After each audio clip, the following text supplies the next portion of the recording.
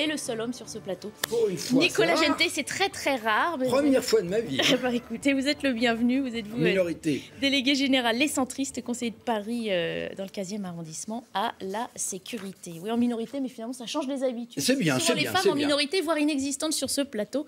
On est ravis d'en accueillir 3 aujourd'hui.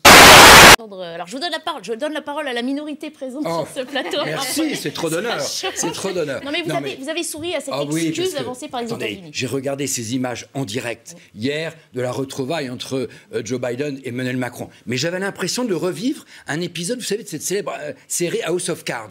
On a un président américain qui a été 30 ans sénateur, qui a été vice-président, qui est aujourd'hui président, qui a 78 ans, et qui nous a piqué un contrat de 55 milliards, il faut bien l'avouer. Bon, et qui arrive et qui dit « Oh, mais mon grand ami français, oh, l'amitié franco-américaine, elle est là, elle est la meilleure. » Il lui force la main. Oui, on a vu il lui prend la main de force. « Oh, mais je vous aime, mais vous m'aimez, l'amitié. » Non, mais attendez, tout ça est grotesque. Bien évidemment, les relations sont difficiles. On nous a piqué, il faut être honnête, un contrat de 55 milliards. C'est pas à notre députée, elle va nous expliquer, je l'espère, les conditions de ce retrait de contrat. Mais les relations sont tendues.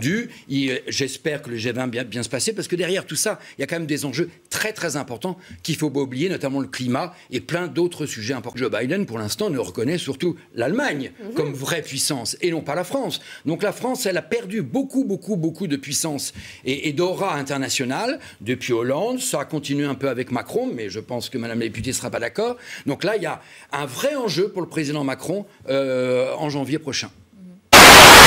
Des licences ont été accordées. Londres dit 98, la France dit non, seulement 90. 8% qui n'auraient pas été accordés. Alors, relativisons un tout petit peu. Je pense que là, le président de la République se sert de cette opération pour montrer les muscles avant, encore une fois, sa prise de la présidence de l'Europe. Un pêcheur est un pêcheur. Oui, c'est un pêcheur avec ses ouvriers, avec les personnes qui travaillent avec lui. Chacun doit être défendu. C'est beaucoup plus compliqué que ça. Vous savez que la France doit donner une liste à l'Europe. L'Europe donne ensuite la liste en Grande-Bretagne, que pour avoir une licence, il faut avoir en 2017, 2018, 2019, avoir déjà pêché plus de 11 jours. Et donc, tous les nouveaux bateaux qui veulent obtenir une licence ne peuvent pas l'obtenir à partir d'un certain nombre d'années. Donc, c'est beaucoup plus compliqué que ça, parce qu'on sait aussi que beaucoup de pêcheurs ont présenté des dossiers et donc leur licence a été refusée. Donc, relativisons un tout petit peu, et je crois que déjà, certains politiques relativisent là-dessus. Il y a un autre sujet. Par contre, en dehors de la pêche, qui est aussi beaucoup plus important, c'est l'immigration. Et notamment l'argent.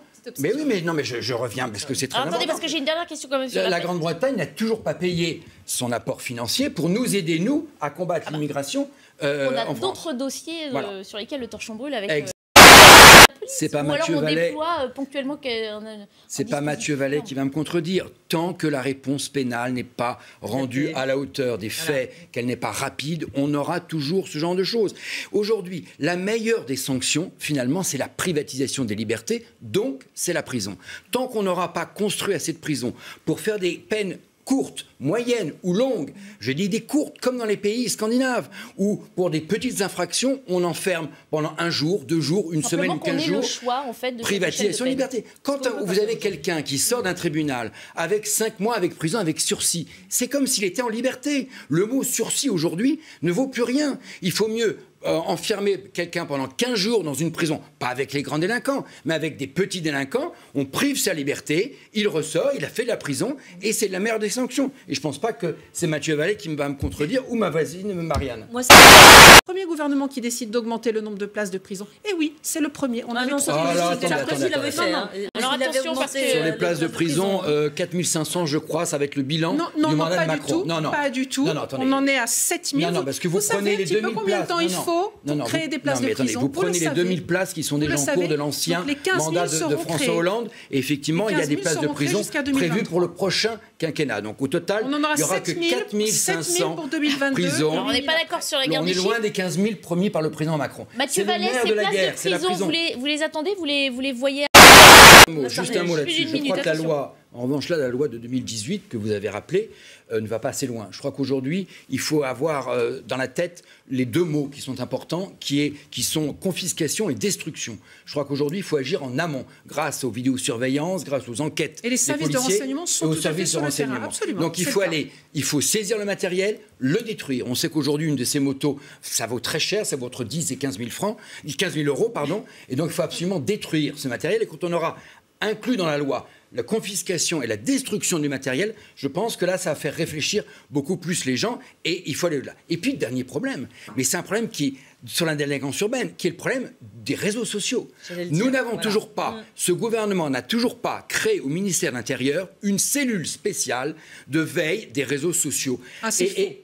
Ah ben pas du tout. Alors écoutez, le dernier plan qu'a annoncé Darmanin sur la loi anti-RICS, il a demandé aux collectivités locales de réfléchir à installer des mesures de veille. Nos services de renseignement sont présents sur les réseaux sociaux et recrutent largement. Non, pas assez. Il n'y a pas de cellule spéciale réseaux sociaux. C'est vrai qu'on a vu circuler ces vidéos qui auraient pu disparaître beaucoup plus rapidement pour éviter... Ça, c'est autre chose. Il faut enjoindre les plateformes à supprimer les vidéos. Ça, c'est beaucoup plus difficile. Mais c'est autre chose. En revanche, la surveillance pour pouvoir... Elle n'est pas assez importante. En amont d'un rodéo urbain, le démanteler, ça existe déjà. Sinon, justement, on arrive à saisir le matériel en amont et ensuite le détruire. Déjà, allez, la parole aux deux invités pour conclure sur ce... Baranclin, je n'ai même pas envie de commenter ce genre de propos. Enfin, c'est intolérable, c'est indigne, surtout d'un candidat qui prétend être président de la Ve République. Voilà, qu'il revienne sur ses propos, qu'il s'excuse publiquement.